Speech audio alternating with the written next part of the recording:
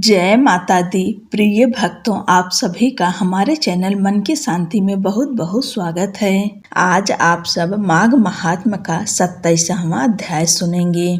आप सभी भक्तों का आज की कथा में हार्दिक स्वागत है।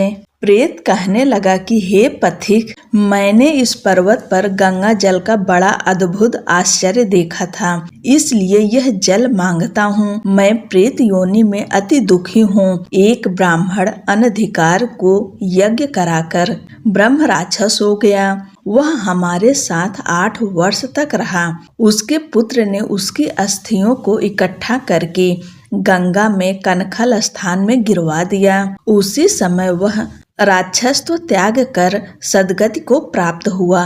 मैंने प्रत्यक्ष देखा है, इसलिए मैंने तुमसे प्रार्थना की है। मैंने पहले जन्म में तीर्थ स्थानों में बड़े बड़े दान लिए थे और उनका प्रायश्चित नहीं किया था। इसी से मैं हजारों वर्ष तक इस प्रेत योनि, जिसमें अन्न और जल मिलना अति दुर्लभ है, दुख पा रहा हूँ। इस योनि में मुझको हजारों वर्ष बीत गए। इस समय आप जल देकर मेरे प्राणों को, जो कंठ तक आ गए हैं, बचाओ। कुष्ठ आदि रोग से भी मनुष्य प्राणों को त्यागने की इच्छा नहीं करता।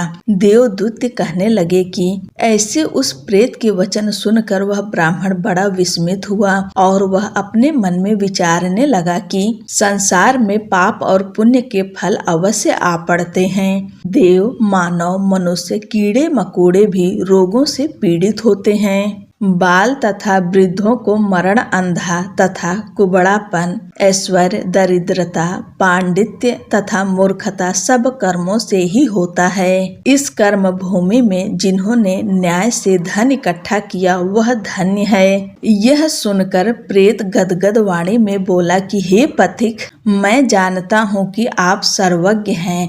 आप मुझको जीवन का आधार जल इस प्रकार दो जैसे मेघ चातक को देता है। तब पथिक कहने लगा कि हे प्रेत, मेरे माता पिता भृगु क्षेत्र में बैठे हैं। मैं उन्हीं के लिए जल लाया हूँ। अब बीच में तुमने गंगा के संगम का जल मांग लिया। अब मैं इसी धर्म संदेह में पड़ गया कि क्या कांड वस्तु में यज्ञों को इतना नहीं मानता जितना प्राण रक्षा को मानता हूँ। इसलिए प्रेत को जल देकर तृप्त करके माता पिता के लिए फिर जल लाऊंगा। लोमस जी कहने लगे कि इस प्रकार उस पथिक ने गंगा यमुना के संगम का जल उस प्रेत को दिया। उस प्रेत ने प्रीति पूर्वक जल को पिया। उसी समय वह प्रेत शरीर को छोड़कर दिव्य देहधारी हो गया। केरल कहने लगा कि बिंदु मात्र गंगा जल से वह प्रेत मुक्त हो गया। हम समझते हैं कि ब्रह्मा जी भी इस जल के गुण का वर्णन नहीं कर सकते, नहीं तो महादेव जी इस जल को मस्तक पर क्यों धारण करते। इस संसार में जो मनुष्य काया, वाचा और मनसा के पापों से रंग गए हैं, वह गंगा जल के बिना नहीं घुलते। गंगा जल के सेवन से मुक्ति सदा सन्मुख खड़ी रहती है। जिसके जल को स्पर्श करते ही प्रेत प्रेतत्व को छोड़कर मुक्ति को प्राप्त होते हैं। जो गंगा स्नान करता है वह वैष्णव पद को प्राप्त होता है। यदि संबंधी लोग गंगा जल से तर्पण करें तो नरक में रहने वाले पितर लोग स्वर्ग में चले जाते हैं और स्वर्ग में रहते हुए ब्रह्मत्व को प्राप्त होते हैं। गंगा जल के समान और कोई मुक्ति का साधन नहीं। वह प्रेत वहां से चला गया और 1 मास में जब माघ मास आया तो उसने सुने हुए प्रयाग महात्म्य के अनुसार गंगा यमुना के संगम पर स्नान करके पिशाच शरीर को धारण कर भक्ति पूर्वक नारायण की स्तुति करता हुआ वह द्रविड़ देश का राजा गंधर्वों से सेवित उत्तम विमान पर बैठकर इंद्रपुरी को गया। सो हे द्विज, यह इतिहास पापों का जल्दी ही नाश करता है। इसमें धर्म का ज्ञान होता है। यह पुण्य, यश तथा कीर्ति को बढ़ाने वाला है, ज्ञान तथा मोक्ष को देने वाला है। तुम भी सद्गति पाने के लिए प्रयाग चलो। वहां पर हम ऐसा स्नान करें जो देवताओं को दुर्लभ होता है।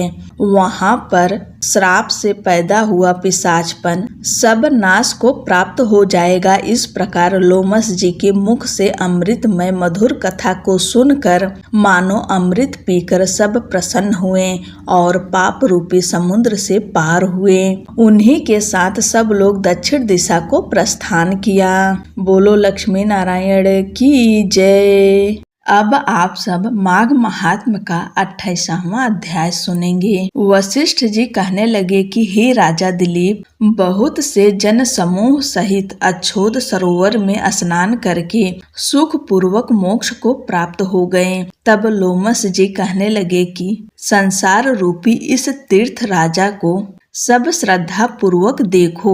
यहाँ पर 33 करोड़ देवता आकर आनंद पूर्वक रहते हैं। यह अक्षय वट है जिनकी जड़ें पाताल तक गई हैं और मार्कंडे ऋषि प्रलय के समय भगवान इसी अक्षय वट का आश्रय लेते हैं। यही शिव जी की प्रिय भगवती भागीरथी हैं जिसकी सिद्ध लोग सेवा करते हैं। यह गंगा स्वर्ग के हेतु पताका है। इसका जल पीकर मनुष्य मुक्त हो जाते हैं। हे मुनि, सभी प्राणी इस नदी को यमुना से मिली हुई पाते हैं।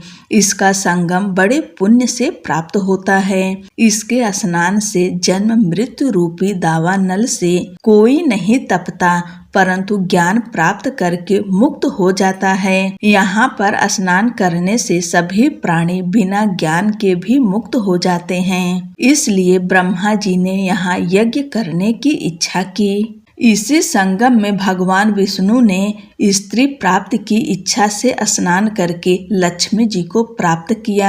यहाँ पर त्रिशूलधारी शिव जी ने त्रिपर दैत्य को मारा था और प्राचीन काल में उर्वशी स्वर्ग से गिरी थी तथा स्वर्ग पाने की इच्छा से यहाँ पर ही उसके स्नान करने से नहुस कुल के राजा ययाति ने वंशधर पुत्र प्राप्त किया। यहाँ पर इंद्र ने प्राचीन काल में धन की इच्छा से स्नान किया था और माया से कुबेर के सब धन को प्राप्त किया था। प्राचीन काल में नारायण तथा नर ने हजारों वर्ष तक प्रयाग में निराहार रहकर उत्तम धर्म किया था।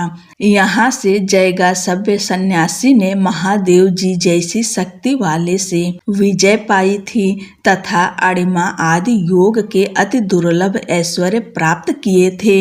इसी क्षेत्र में तपस्या करके श्री भारद्वाज सप्त ऋषियों में सम्मिलित हुए। जिन्होंने भी यहाँ स्नान किया सबको स्वर्ग की प्राप्ति हुई। इसलिए हमारे विचार से तुम त्रिवेणी में स्नान करो। इस स्नान से पहले किए हुए तुम्हारे सब पाप नष्ट हो जाएंगे और संपूर्ण वैभवों को प्राप्त हो जाओगे। ऋषि के इस प्रकार के सत्य वचन सुनकर सब ही त्रिवेणी में स्नान करने लग गए और उसी स्नान करने से सबकी पिशाचता नष्ट हो गई। श्राप से विमुक्त होकर उन्होंने अपना शरीर धारण कर लिया। वेद निधि ने अपनी संतान को देखकर प्रसन्नचित होकर लोमस जी को संतुष्ट किया और कहा कि आपके अनुग्रह से ही श्राप से विमुक्त हुए। अब आप इन बालकों के योग्य धर्म को कहिए। लोमस जी ने कहा कि इस युवा कुमार ने वेदों का अध्ययन समाप्त कर लिया है, इसलिए इन कन्याओं के प्रीति पूर्वक कर कमलों को ग्रहण करें। तब लोमस जी तथा अपने पिताजी की आज्ञा से इस ब्रह्मचारी ने 5 कन्याओं से विवाह किया। इन कन्याओं के सब मनोरथ पूर्ण हुए। जिसके घर में लिखा हुआ यह महात्म्य पूजा जाता है, वहाँ नारायण ही पूजे जाते हैं। पुष्कर तीर्थ में, प्रयाग में, गंगा सागर में, देवालय में, कुरुक्षेत्र में तथा विशेष करके काशी में इसका पाठ अवश्य करना चाहिए। पुष्कर तीर्थ में ग्रहण के अवसर पर इसके पाठ का दुगुना फल मिलता है और मरने पर वैष्णव पद को प्राप्त होता है। यह कथा यहीं पर समाप्त हुई। भगवान लक्ष्मी नारायण से यही प्रार्थना करते हैं कि अपनी कृपा और आशीर्वाद आप सभी के ऊपर सदैव बनाए रखें। बोलो विष्णु भगवान की जय, माता लक्ष्मी की जय।